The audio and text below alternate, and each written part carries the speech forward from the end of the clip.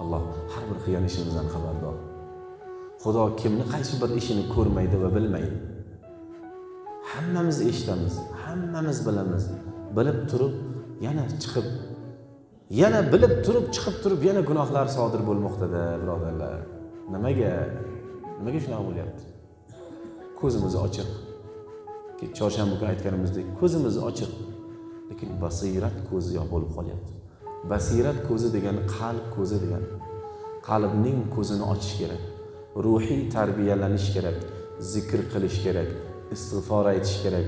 Zanglangan qalblarni ko'z yoshimiz bilan artish kerak, yuvish kerak, tozalash kerak.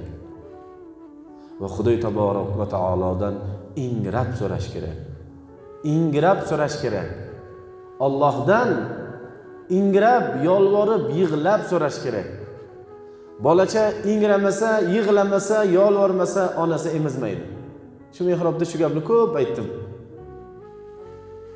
Go'dagi norasidani beshikka bog'lab qo'yib onasi alla deb bog'lab qo'yib uxlasa, uxlaveradi. Qachon onasi turib uni emizadi? Inga deydi u. Ingraydi, noliydi. Menga qarang onajon deganida u.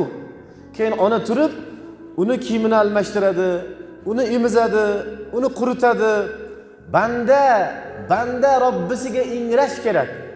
Endi savol oramizda. Otamiz o'lsa yig'layapmiz.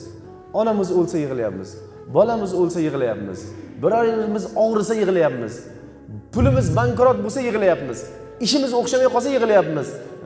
Mansabimizdan, pulimizdan, mashinamizdan judo bo'lib qolsak yig'layotgandirmiz. Endi savol, sizmi yo menmi? Kim yig'ladi ingrab Robbisiga? Yig'layotganlar bor, alhamdulillah. Shularning duosi bilan tinch xotirjam totuv yashayapmiz. Ingrash kerak, yig'lash kerak, nolish kerak. Ingransa, yig'lansa, keyin mehribon Robbimiz bizga ijobat dargohini ochar ekanda.